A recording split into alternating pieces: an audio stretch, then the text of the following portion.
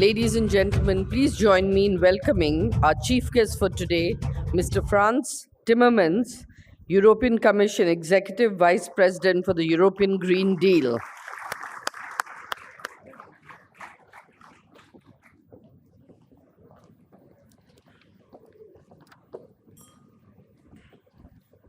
To begin this session, I'd like to invite Mr. Sanjeev Puri, Vice President, Confederation of Indian Industry, to give the introductory remarks.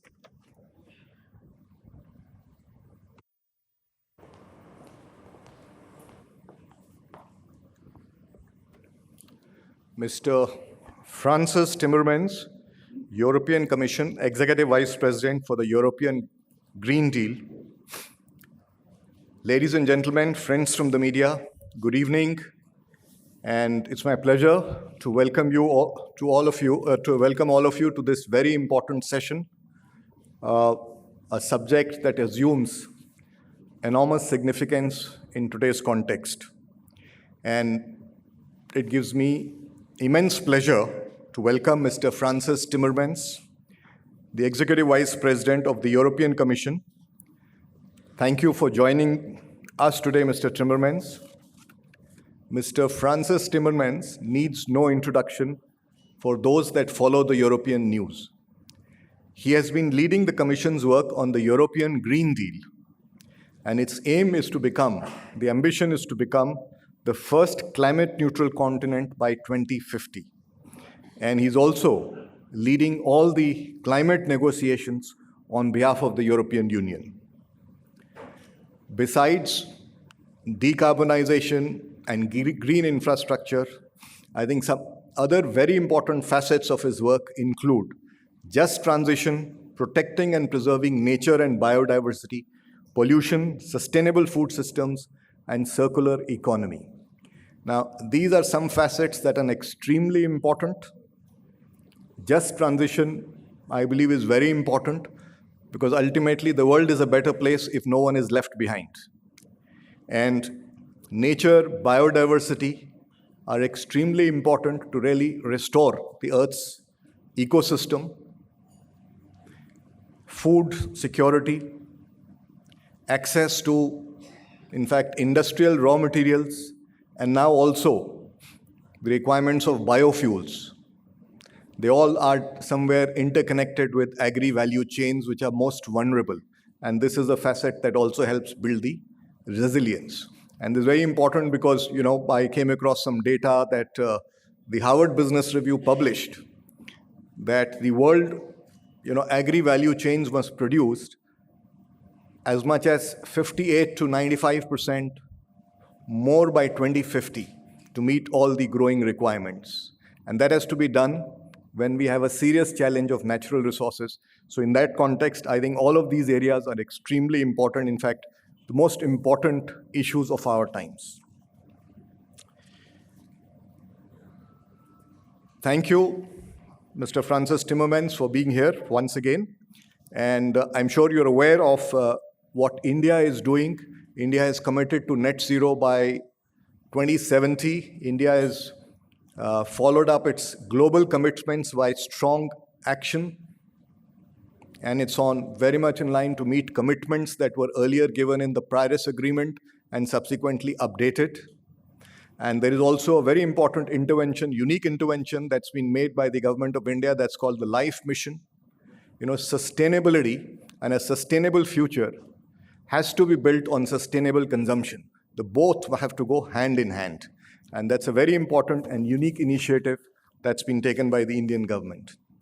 The Indian industry too recognizes this challenge and has taken multidimensional interventions covering decarbonization, building green infrastructure, also looking at the issues of nature, biodiversity, water, adaptation for agriculture. In fact, adaptation is a subject that is getting increasing focus with the realization that we will have to live with, for some time with the hot new world, where temperatures will continue to rise for some time, so extreme weather events will be more. So adaptation becomes of greater importance. And to facilitate industries' initiatives in these areas, and to work with the industry. The Confederation of Indian Industry has made certain center of excellences, of course, along with the industry. And these the center of excellences in various areas work with industry, work in strengthening the competitiveness, and work in building the pathways to solve some of the pressing issues. And to call out some of these important centers we have the CII ITC Center of Excellence for Sustainable Development, the CII Godrej Green Business Center, the CII Center for Competitiveness in MSMEs, and the CII Triveni Water Institutes. And all of them have multidimensional initiatives insofar as sustainability is concerned. They work with national agencies, international agencies, including with the European Commission and with countries like Germany and Sweden. More recently, CII has taken some very strong initiatives to drive this agenda forward. We have the CII Climate Action Charter, which is more targeted at the MSME sector, the sector that needs a lot of support and guidance in dealing with the challenges of climate change. And we have about 250 companies already participating. Over time, more and more are expected to participate. The Indian Green Building Council's mission of net zero by 2050 has been announced, and there are about 300 companies that have already signed on to it. India, in fact, has the second highest amount of green building space in the world. And CII has also put in place a net zero council, which is working out sectoral roadmaps to create the pathways and work with both policymakers and industry to create the enabling climate for it. While the industry continues to work relentlessly to adopt some of the solutions that are available today, there are also solutions and pathways that need to be discovered. And in that context, I think access to technology is extremely important. And to do so also, access to sustainable finance is important. And as we all know, the climate emergency does not have boundaries. It impacts the whole world. And that is also very much encapsulated by the credo that India has set during its presidency of G20, one world, one family, one future. So I think this calls for all of us to come together to foster greater collaboration, to enable greater access of technology and finance, to make sure that the whole world can collectively progress in this important area. I'll now stop here, and I will invite Ms. Swati Salgaonkar for her remarks. Thank you.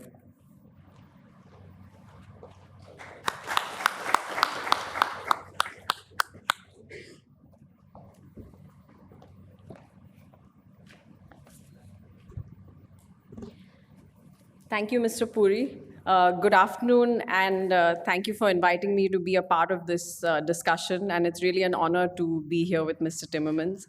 As far as collaboration between the EU and India goes, I think there's great potential for us to work together in a couple of areas. The first being green or clean tech collaboration and knowledge sharing, and the second is skilling and capacity building. But I think we really need to keep in mind the Indian context, given our large rural and below poverty line population, and also our challenge with food security and the gender disparity that exists in our country, because we really can't afford to leave the bottom of the pyramid behind as we move towards a more sustainable future. If we look at green tech, while India has a large number of startups working in the EV and solar sectors, we also need innovation and R&D to happen in legacy industries, especially when you look at construction, steel, mining, waste management, water management. India and the EU can really work together for knowledge sharing through technology development platforms, both for industry and also looking at joint investment initiatives to promote startup exchanges and innovation hubs. Similarly, India, as we heard, has about 10 billion square feet of green buildings, and we can learn a lot from the EU in terms of renovating and retrofitting our existing buildings, but also in improving energy efficiency and using sustainable materials as we continue building. The transition to a climate neutral economy, coupled with the emergence of technologies like AI, ML, etc., has triggered a fundamental transformation in jobs and employment. As we look towards triple bottom line economies, I think we really need to ensure that we have a workforce that's capable of innovation and adoption of emerging technologies like these.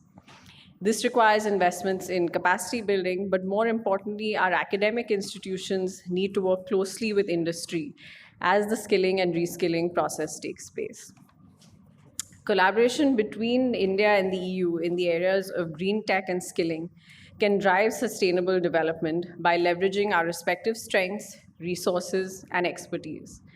We can jointly foster innovation, accelerate the adoption of sustainable practices, and address common challenges of climate change and resource efficiency.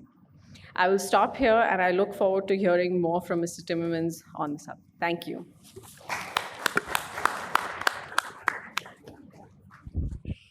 May I invite you? Yes.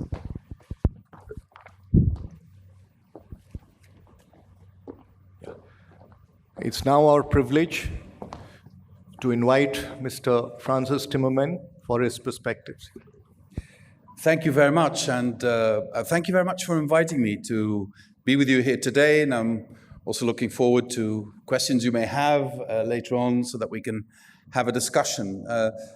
What I would like to do today is to talk a bit about common challenges, about how we think in the European Union, how we should address those challenges. But driving here, the ambassador and I were having a discussion about India's history, its cultural heritage, its richness, its diversity.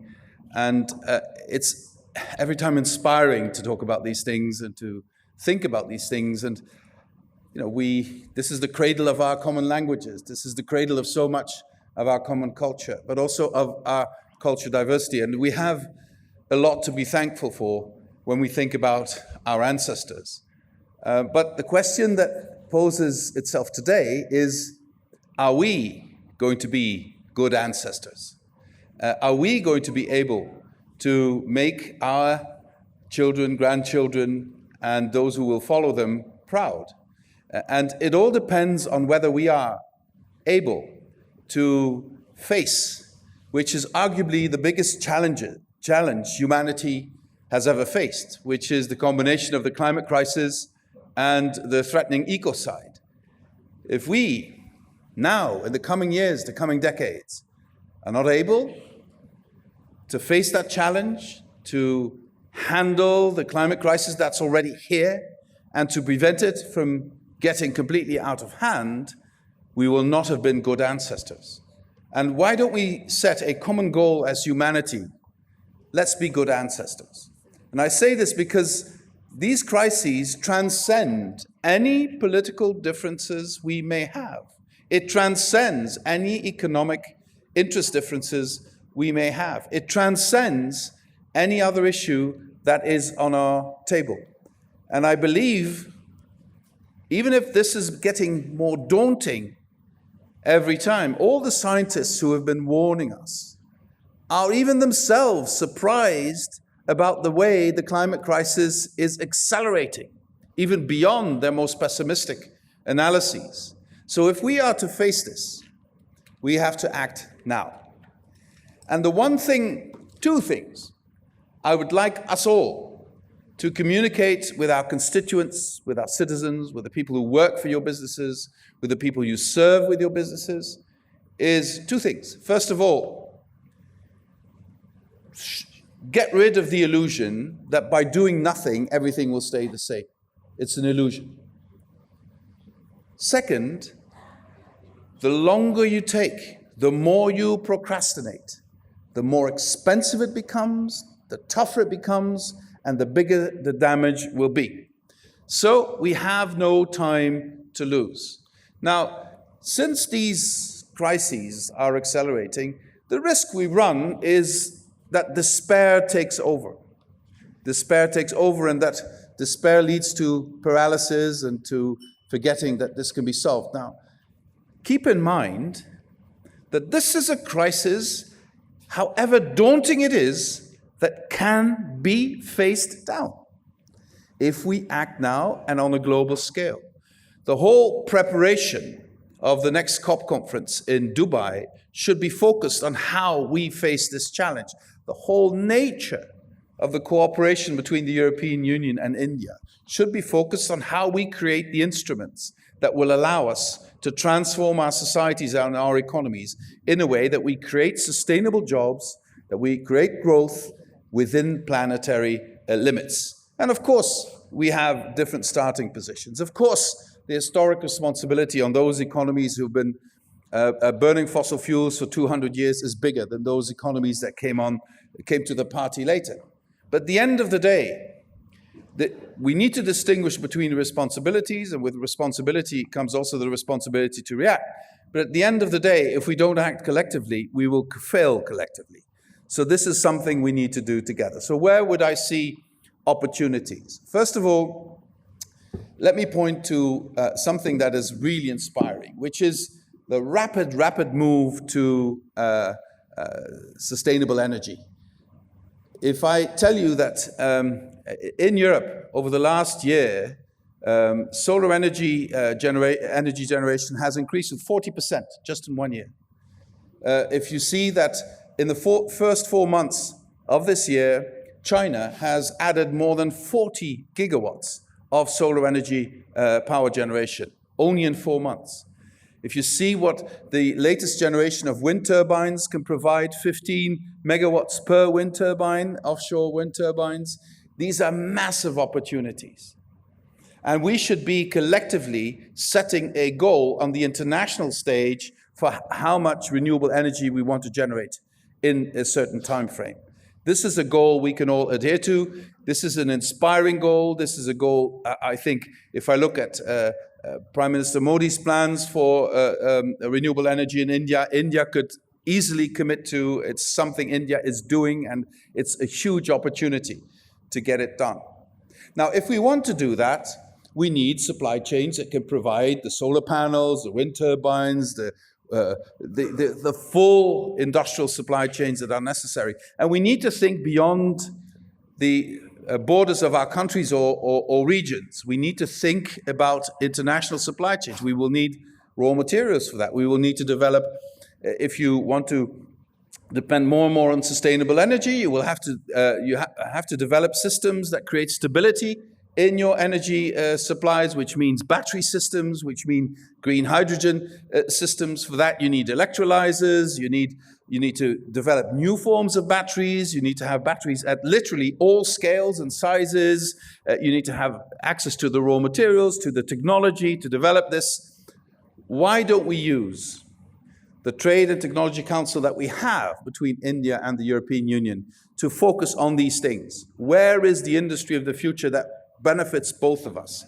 How can we create a resilient form of industrial production that does not just exclusively regard the European Union, India, but allows others to tag on, especially Africa, which has huge potential, but also huge challenges? In my view, this offers huge opportunity.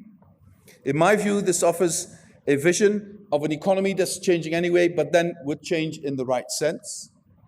Because apart from the crises I've mentioned, we also live in a day and age of a profound industrial revolution. I think this industrial revolution is only comparable to the first industrial revolution in terms of its impact on human society. It comes with huge potential.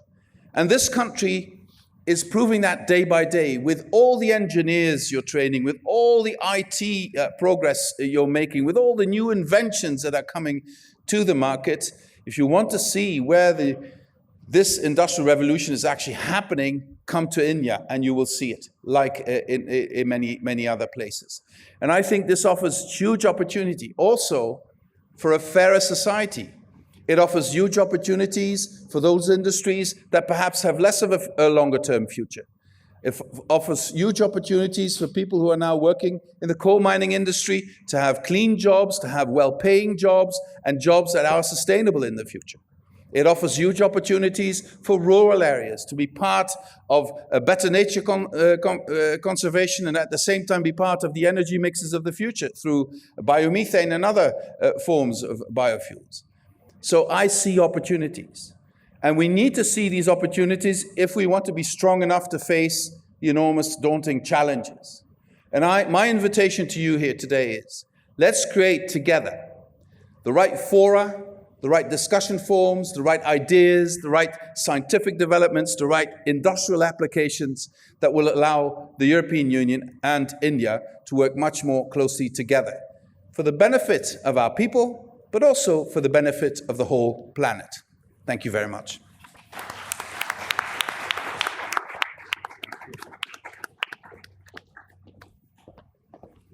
Thank you. It was very well articulated. So, thank you, Mr. Timmermans, for those insightful comments. And there are, I know, a lot of questions and a lot of people wanting to ask you some questions. So if it's okay with you, for the next 15-20 minutes, we can take some questions. So let me start with a question, and then I will pass it on to my colleagues here. So, you know, the European Green Deal and some of its implications on trade have obviously been a point of discussion in the industry. And there is also this concern that comes from the MSME sector. So what is the thinking in the context of creating a just transition? So how is Global South, how are small, medium and micro enterprises being looked at? Because the risk that there is that if sufficient time is not available, then there is a sense that some people may get excluded, and that goes against the philosophy of leaving no one behind. So I think our members would be very interested to hear your perspectives on this. Should I answer immediately? Please. I think we cannot face the climate crisis if we cannot convince our constituencies that the transition we are going through is going to be just and that we can prove that we leave no one behind. So you have a long-term goal. Our long-term goal is to be climate neutral by 2050. Our shorter-term goal is to reduce our emissions with at least 55% by 2030, and we're well on track for that goal. But if you want to reach a long-term goal, you also have to have short-term positive results. So if we can prove that through refurbishing your home, and if you can't afford it, we will support you for that. You reduce massively your energy bill. You improve the quality of your life because you live in a better house. If we can prove that by investing in certain new technologies, we create new jobs, and most of the new jobs come from small and medium-sized enterprises in any economy. And we have proven over the years, over the last, I would say, 7 years, 8 years, with an instrument called InvestEU, that if you allow small and medium-sized enterprises much more direct access to capital, not just via banks, but also the capital markets, they can grow their businesses much more quickly than they could without that access. We are blessed in the European, we have some pockets of unemployment, especially youth unemployment in some of our member states, but the overall unemployment figures in Europe are quite astonishing. Next year we will be at 6%, regardless of, we're challenged by this barbaric war that Putin unleashed on us and all of that. But at the same time, thanks to a lot of investment, especially in small and medium-sized enterprises, our unemployment levels are down to 6%, which I think is a good thing. So it is very, very clear that if you want to take society into a new situation, which is radically new as compared to the present situation, you can only get the support for that in a democracy if you can convince the majority of the people that it's in general interest and that we will leave no one behind. And we have the instruments to do that. If I look at the way in Europe, individual citizens are taking decisions on renewable energy, not necessarily only because of climate, but also because of the energy bills. It's happening massively. But many people can't afford it. So if we then, with public money, can help people do that, then they will see that we will not leave them behind. And the one instrument we will need, and this is my big plea to you, the one instrument we will need is to have a clear price on carbon. You cannot decarbonize without pricing carbon. And we have introduced an emissions trading system that creates clarity for business, for industry, and industry is completely used to it. And the money that will come out is coming out of the system can then, by national governments, be redistributed to help the energy transition and to help climate neutral policies, including helping people refurbishing their homes who can't do that themselves, including supporting small businesses in this fundamental transition. Thank you. I will now pass it on to Swati for her question. Yeah. Thank you. India has a lot to learn from the EU in terms of regulatory frameworks, but also in terms of technology. And I was wondering if you would share with us, in your opinion, what do you think are the types of public and private programs that can help foster this learning? And in particular, how can CII, support some of these initiatives? Wow, that's really a fascinating question. I couldn't possibly comment on the situation in India. I can only give you the examples of what works in Europe. If I contrast it with the US, in the US it's very much based on tax relief and available money for funding without the regulatory framework. What we experience in the European Union is that creating regulatory stability over a long period of time is something investors also embrace as a positive element. So combining the possible access to finance with regulatory stability over a longer period of time, creating funds for investment in new technological developments, creating systems of what we call triple helix. That's cooperation between private businesses, government at all levels, local, regional, national, and educational facilities at all levels to create a common purpose and a common goal in developing technologies. That works extremely well if you do it in an open way. And that's why we have also so many Indian engineers working all over Europe, because it's done in an open way. And then these engineers will bring back their experiences to Europe. By the way, Europe really needs this cooperation. India is an engineer-prone society with high levels of education in engineering. And engineering is going to provide us with the technical solutions we will need in the future. It's not just in IT. We tend to think all the solutions will come from software and artificial intelligence. No, it's also all the technical engineering, the best possible electrolyzers. How do we do direct air capture? How do we create CCSU systems? How do we create the best and most efficient solar panels? How do we create the best and most efficient wind turbines, et cetera, et cetera, et cetera? And in that field, it's only a matter of time that India will become the leading nation. Thank you.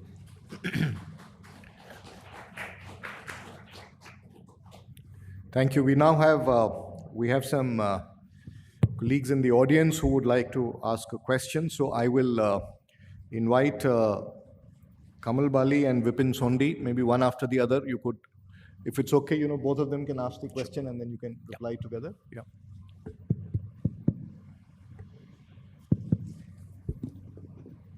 Thank you for that presentation. My question is an extension to Mr. Sanjeev Puri's question. I'm basically looking at a lot of SMEs are supplying from India to the European Union. We're looking at, while they're all towards the transition pathway, many of them are on the transition pathway, but they need a little bit more of a longer glide path to be able to adhere to the new requirements. So what do you think, in what ways can EU handhold these companies, either in terms of technology or in terms of financing or in terms of additional glide path in terms of timing? Because I think, to be very fair to these organizations, they need some support like that. My name is Vipin Somri. Pleasure to hear you in person, Mr. Timmermans. My question is in two parts. Can the EU Green Deal be used as a model to develop a global Green Deal framework that importantly takes into account regional considerations? And the second one is that how does the EU plan to showcase at COP28, and you referred to it, the announced Green Deal to establish global considerations on climate action, but with the focus on the global south?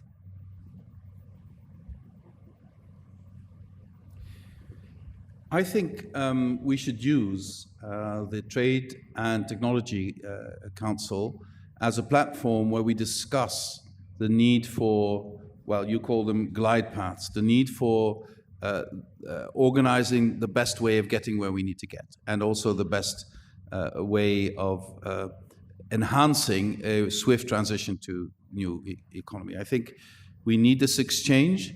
Perhaps we even need to expand this forum a bit with people from other areas that can come to the table. What are we asking from the European side? We are asking to build supply chains and economic or industrial ecosystems that go beyond the European borders, because we cannot, if you look at, the one thing we don't have is time, as I tried to say in my introduction. And the only way we can face the issue of time is to work on scale. And the only way we can get to that scale is if we create industrial ecosystems that go beyond the borders of the European Union. We can't do all of this ourselves. And then we look at our friends. And if you look at our friends, even with the differences we had, India comes quite high on the list, obviously. Also because the global economy will profit from more evenly distributed opportunities. And there, the potential of India is almost limitless. So let's have that discussion in that framework, or else in a bilateral framework. But I think we need to understand that the paths of transition are different in different situations. And I think many Europeans will be surprised at the speed with which India is transiting, especially on renewable energy. And let's showcase that, and let's see if we can create synergies in that area as well. Is the Green Deal a model? The one thing I hope, and I have to insist on that, the one thing I hope is that the global community will come to understand that you need to have a comprehensible, understandable system of pricing carbon if you want to decarbonize. And you need to create a system that is stable over a longer period of time. In fact, that's the success of the emissions trading system we have. It's now being copied by China. India is also thinking of a system of emissions trading.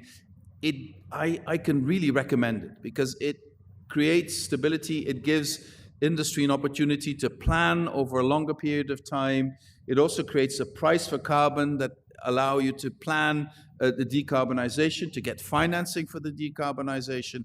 And I wish we could turn that element of the Green Deal into a global model. The ones we need to convince, I mean, it's clearly a market economy-based model. It's the market.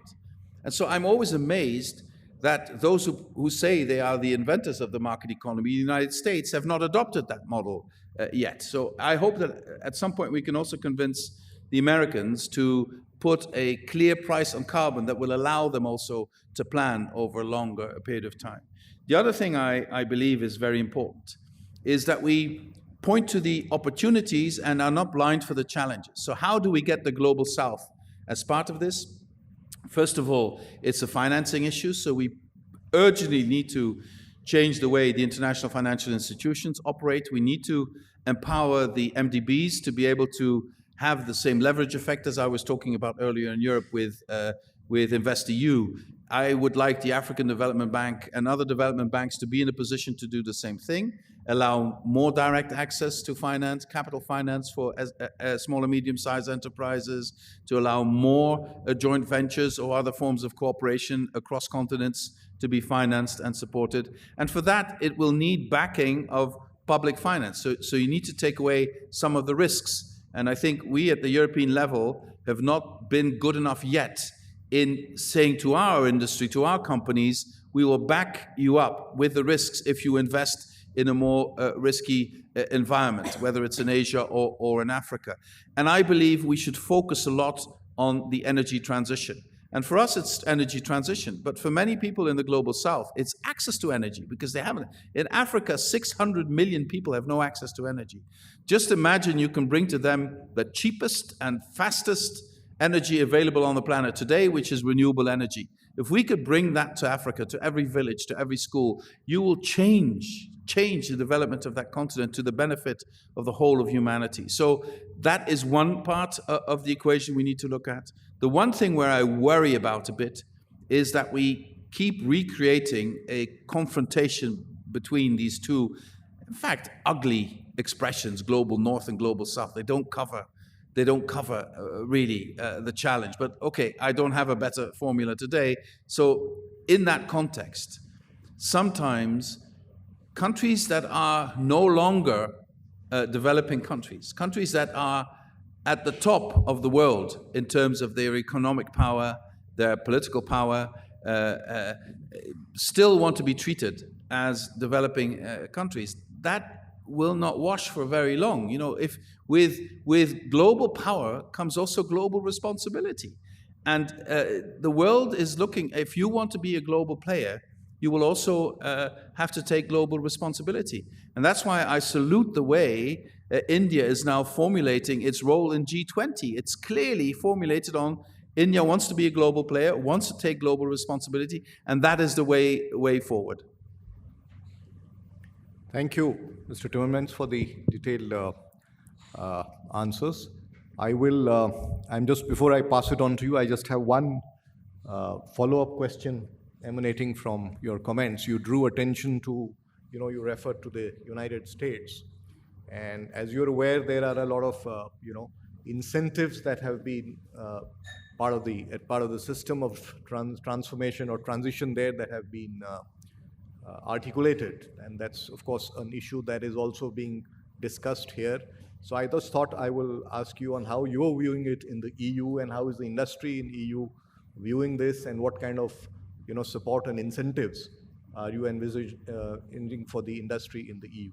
Well, first of all, of course, it's very, very good that the Americans have decided to invest so heavily in the energy transition and in the economy of the future and in decarbonizing their economy. That is very good news. It's a big economy with a huge carbon footprint, and if they make this effort with all this capital to move in another direction, humanity should be happy with that. Now, the only thing we worry about is that they create a system which would, in its effects, be protectionist. That would slow down global economic growth, and it would create a competition effect, because then we would start reacting, okay, if they don't let our electric vehicles on the market, we will have to respond in the same way, and this could also be applied to other areas. So in our discussions with the Americans, it's always directed towards avoiding the trap of protectionism. I think, if you know your history, if you studied other earlier industrial revolutions, there is always a risk of protectionism there. And if we've learned anything, as today's world, in some cultures and nations, people want to live in history. You can't live in history, but you have to live with history. You have to know your history if you want to plan your future. And so we need to avoid the mistakes we've made in history, and protectionism has always hurt us in a horrible, horrible way. But we need a level playing field. And nobody's asked me about CBAM, but that might still be coming. But we need a level playing field to make sure that everybody can be part of this transformation. So in that sense, it's good that the Americans are putting so much money on the table, but let's avoid the risks of protectionism, and let's see where we can find the synergies. The Americans are, for us, very close partners. We are confronted together by this aggression by Putin right now, that we are trying to help a European nation retain its liberty and independence, which is a tremendous effort. So in terms of our analysis of what democracy is, of what freedom is, we are very close to the Americans, and we need to make sure that that proximity is not weakened by confrontation on our economic development. And I'm sure we can get there. I'm sure that we can solve that problem, and then the whole world will start moving more fastly into the direction we need to go. And this applies to India as much as it does to us. I know there are many questions, but one last one from you, Nalin. Yeah, thank you. Thank you. Excellency, we see there are some very good technologies with small and medium enterprises in Europe. And one way to quickly start this process is, because SMEs anywhere, any part of the world, they find it very difficult to go and set up a joint venture or make an investment abroad. But one quick start would be that they do a technology transfer. And Indian companies, which are known for their frugal engineering, could really bring down the cost of these products and solutions, both for the Indian market and for developing countries. So I think it'll be a great win-win for both. And we can work on a royalty on technology transfer. I don't need to set up joint ventures, don't need any investments. Indian SMEs are quite well developed, very strong in engineering, and it could be a very good partnership. I fully agree with you. And again, I sound almost like a broken record, but let's try and use the TTC for that. Because it is very important. From a European perspective, we need to share technology. As I said before, we need the vastness of bigger supply chains and the bigger industrial complexes, industrial ecosystems. But we also need to avoid what happened to us with solar energy in the past. So we need to avoid a situation that we develop a technology, a new technology, and then another player picks it up and runs with it and then competes against us with the technology we developed in a way that we can no longer keep up with.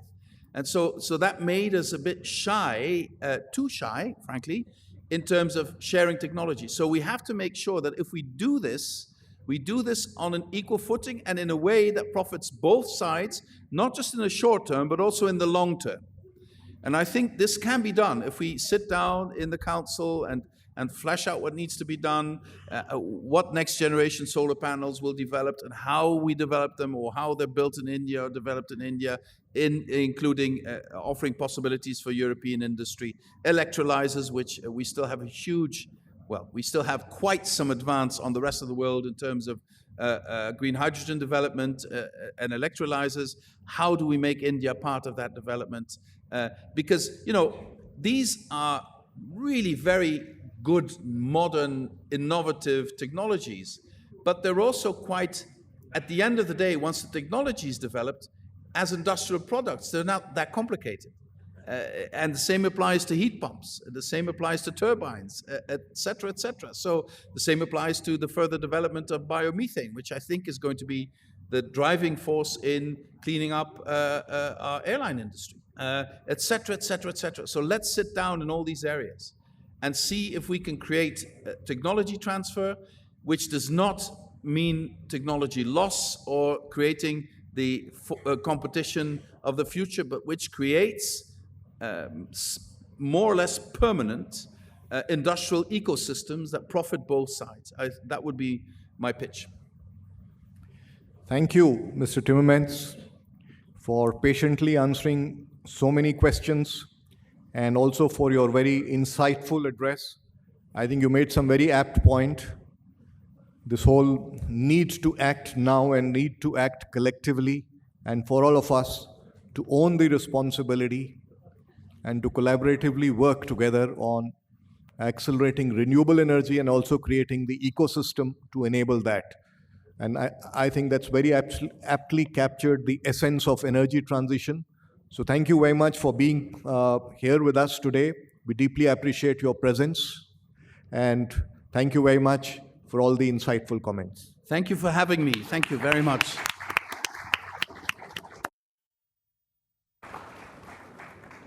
Mr. Puri, may I request you to please hand over a token of appreciation to Mr. Frans Timmermans.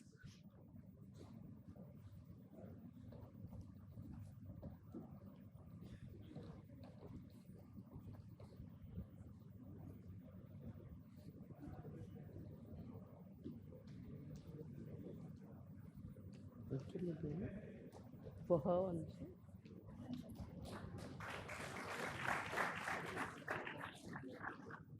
Swati. And a photo that was just taken during this session.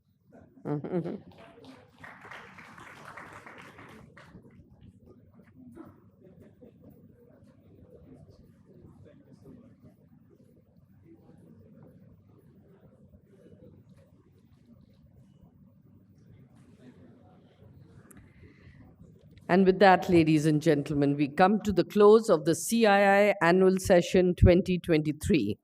Thank you for being such a great audience, and thank you for being with us. We look forward to our next program when we will have you all again. Thank you very much.